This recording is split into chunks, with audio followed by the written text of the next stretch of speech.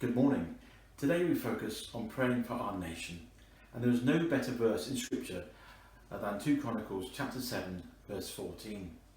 If my people who are called by my name will humble themselves and pray and seek my face and turn from their wicked ways, then I will hear from heaven and will forgive their sin and heal their land.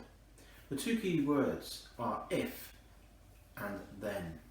These two words are small words, but so significant in that if we obey this verse and these two words, then we release the promise of God for our nation. Let's set the scene in Chronicles. It's in the time of Solomon, who was the son of David, the shepherd boy who became king. And now Solomon is king and the temple has been built. And for the first time in the history of mankind, a building has been put up for God's people. A place to worship, a place for God to dwell.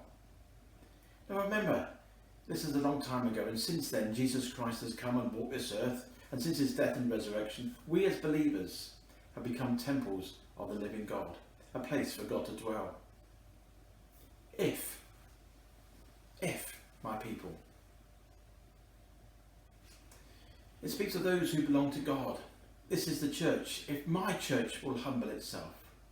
Church, this is a time for us to rise up, not to pass the time during lockdown, but to press in.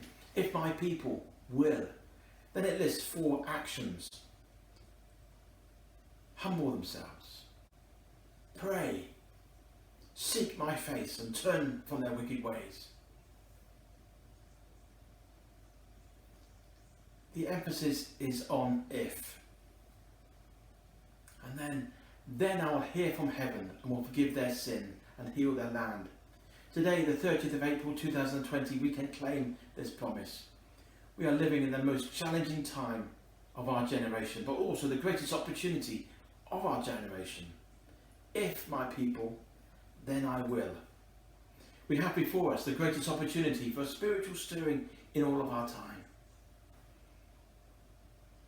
If there is an if, and if the if is completed, then there is the then. The if is if the people of God, and then the then refers to all peoples. Church, we've been called to pray for our nation, to stand in the gap. But it all starts with if the people would humble themselves, pray, seek his face and turn from their wicked ways. This is our focus for today.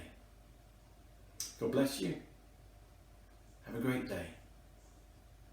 Amen.